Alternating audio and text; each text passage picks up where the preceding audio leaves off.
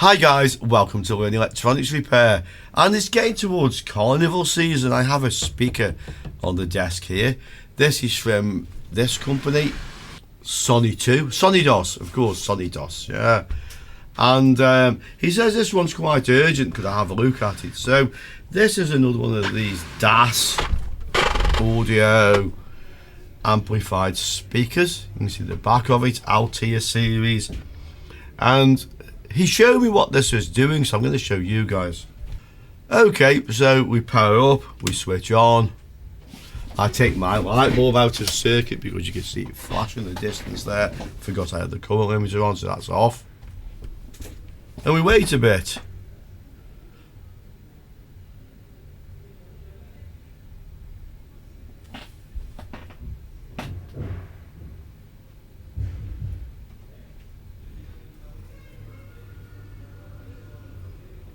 And nothing happens. Now, that might be because the current limiter was on.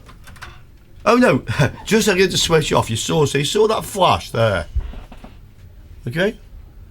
You saw it flash. And if we wait a bit longer, it will flash again. I don't know if it does it a limited number of times, but that's what's happening, that flashes, okay? So that suggests we have some sort of power issue with this, but it could be some digital issue, some sort of controller issue. So I suppose the best thing we can do here really is open it up and have a look. And that's basically what's inside it. So switch mode power supply, half bridge by the looks of it with the two capacitors, two amplifiers. We can see down here there's some chips under these, or power devices. This is clearly class D amplifier. I'd say those are the output capacitors from the switch mode. Then this board effectively has the display on it. Okay. And that connects, we can see, to the power supply here. So that's what we have. There's a little ribbon cable here, it's not loose, that actually goes to the display. Okay, it's plugged in properly. So if there's going to be some issue over here, this may be something we can't really do anything with. ADAD1701. We've seen these type of processors before actually. This is some sort of DSP. Okay. So I think the first thing we should determine is whether all the power supply rails are coming up. Let me see if there's any markings anywhere which would tell us what to expect. I've had a look, I don't find any schematics or service manual, but I did find a repair video, and this is interesting, I guess. So, probably interesting, not for the right reasons. I'll just turn off that horrible audio. Guy never speaks. So, he spends a couple of minutes or a minute so taking it apart. He points to some components and saying replace this transistor, replace this IC. Okay. He doesn't explain why. He never takes any measurements or anything like that. He's just showing. I say there's no talking. Yeah, I mean, that. And then he puts it back together. And then it works. Yeah, I mean, fairness, it works after that. But I don't see the point. I mean, you know, thank you. So he's just telling me to change two things. Assuming that that always fixes everything then. Yeah. What's wrong?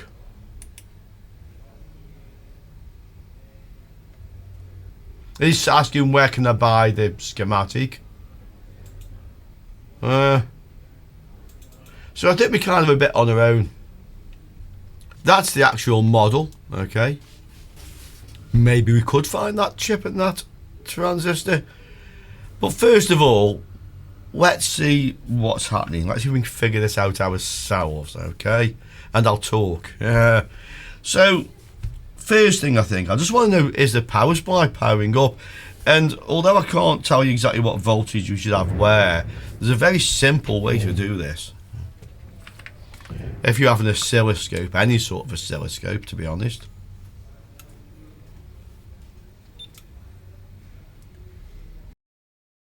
And we don't even need to plug this in or connect it. All we need to do is hold it near to the transformer. Yeah. So we'll plug that in. It's not switched on at the moment.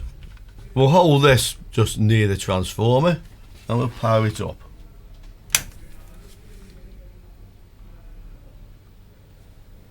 And I don't see anything. Now, after a while, the light did flash on the front, or rather, the light on the display did flash. Hit the auto button. Oh, there we go. It is running, sort of.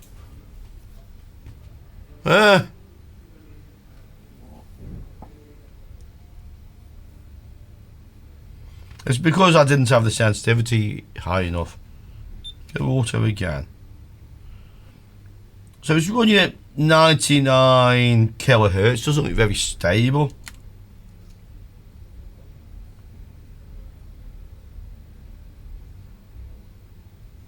But the power supply is running. Oh, there was that LED there. Do you see that? I didn't actually realise. So 2 LEDs are lit. So it lights up. In fact, the display is lit up now. In fact, it's come on. Yeah, it actually has come on.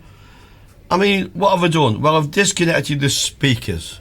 Yeah, so maybe if we reconnect the speakers and we have a look. It's switched off now. I'll reconnect the speaker. Okay. There's also, I think this is an LED, an actual fact that's on the front of the speaker.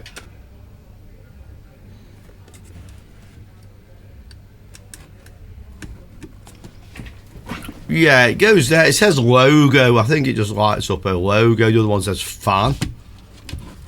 Actually, which is that? Of course, it'll fit into both, and of course, I didn't actually take a note. Huh. Well, it reads open circuit, in actual fact, so I don't think it's a fan. Diode mode.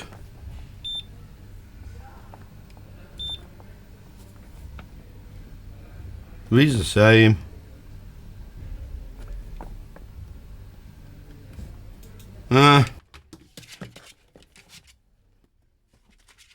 Well, I'll leave that off just for now. Okay. What's it do?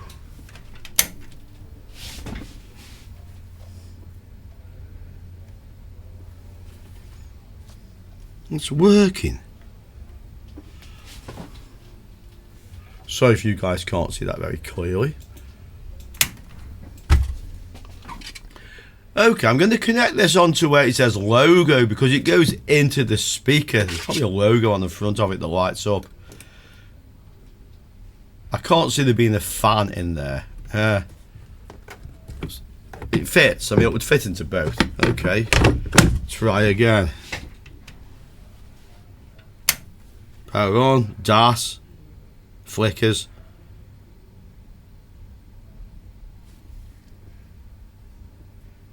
And goes off.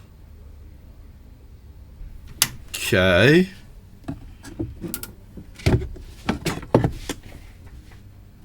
Unplug that. DAS. DAS.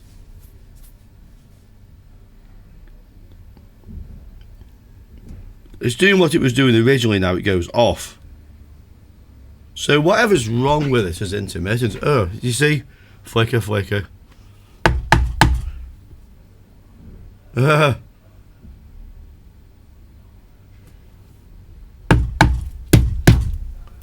it a thump. This is intermittent, you can see that, guys.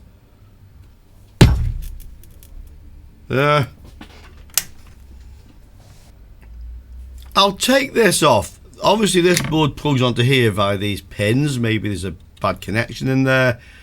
I can reseat this ribbon. Maybe there's a bad connection in here. If I can get it to work, then let's see if we can get some sound out of it. But it's fairly clear we have an intermittent problem. This kind of like just moves outwards to release the cable. Okay. I've removed the screws, so yeah, it's held in by the various connectors. Let me just unscrew this lot. And of course, I can't remove this panel because of these clips here, and that's because I can't slide it far enough that way to get it out, and that's because I have to remove this other whole PCB first. I mean, why wouldn't I have to? Yeah, so more screws. And I have it off, so to speak. So somewhere we have an intermittent connection, that's fairly evident. And it's vibration sensitive, so bad joint somewhere. Question is where?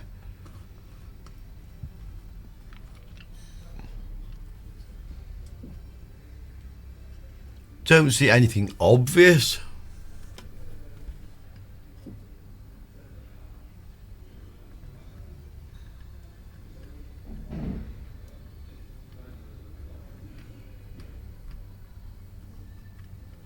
It could just have been a connection on the ribbon, of course.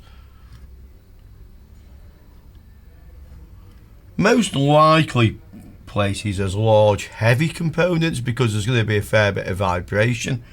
But these are just the input sockets, so I don't see how they would cause that sort of problem. There's a switch here, but this switches between inputs 1 or 2. So again, I don't see how that would cause that sort of problem.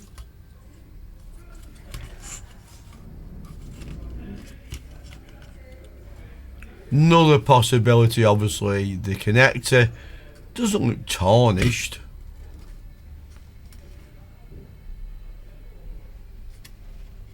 Again, this looks okay. I mean, I may as well resolder all these just in case there's a dry joint. That looked a little bit iffy, but maybe I can resolder that. I mean, that's a heavy component. The resistor looks like power's coming in that way, possibly. What value are you? 150, and then yeah, that's a 15 ohm resistor, I think. Yep, 15 ohms. Okay, so I will just resolder that connection. Doesn't seem to be a connection on the other side of the board to that, actually. So possible, I guess. Although it would be a plated through hole. And I'll get some flux on here and I'll resolder all of those. Seeing as we had to get the power supply and amplifier board off anyway, let's take a look. So I'm just going to make sure there's no high voltage in these capacitors. There shouldn't be because the power supply was running, but we'll just check.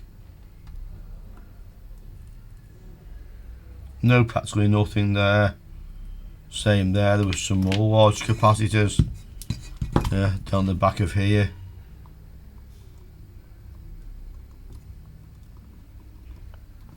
Yes, that's all perfectly safe to look at. Right. IRS 20957, probably be 2 of these, yeah. So those are your Class D amplifier drivers.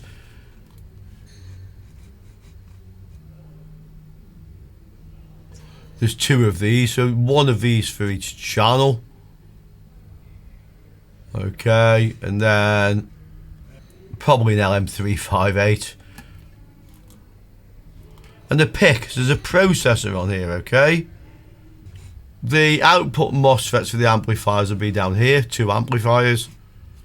That's just glue.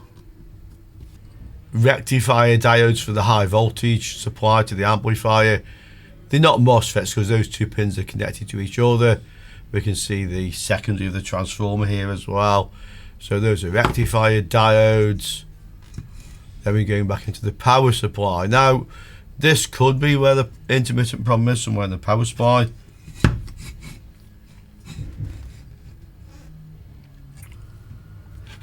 I would say that these are the switching MOSFETs for the power supply, and I don't think this has PFC, NTC thermistor on the input. That relay probably shorts that actually once it powers up. Okay, let's solder around these connectors because that seems like the most likely problem. Other than that, because we seem to have this intermittent issue, if we still have a problem, I'll try actually just putting my scope probe near the power supply and try that thumping thing again to see, is the power supply going on and off. If the power supply is going on and off, you would suggest there's probably a problem in this area. If the power supply isn't going on and off, then connection over here, or some problem connector here, or something in this area. That seems the most likely, but you know, it's kind of like stick your finger in the air with this sometimes. Yeah. Okay, so let me just resolder this stuff. Okay, so I've soldered that. I've added some leaded solder, and the mixture of the original solder and the leaded solder seems to have like this kind of like whitish look to it. Watch, I'll show you if I melt one. You see when it kind of like solidifies, it goes like that. That's the combination of the two solders. But let's see if it fixes the problem. I'll do the same with this. So that's the other side of the connector. Let's see if this is still intermittent. Well, it powered up, it's on.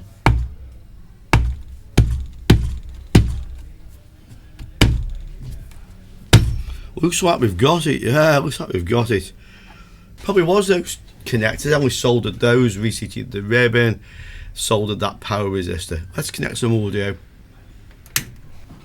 Okay, power on.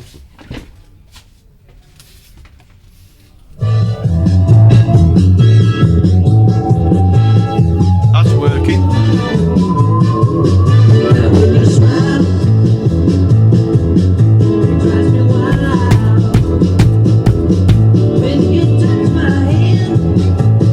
Seems alright to me be quite honest.